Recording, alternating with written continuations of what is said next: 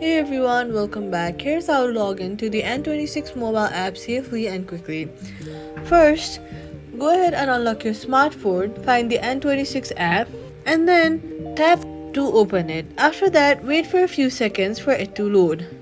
Then, on the login screen, click on I already have an account.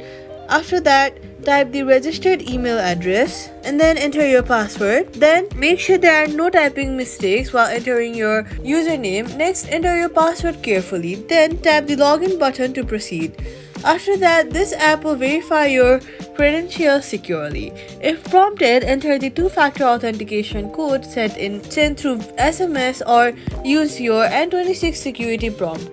This adds an extra layer of protection. Once verified, you will be logged in and can access your dashboard.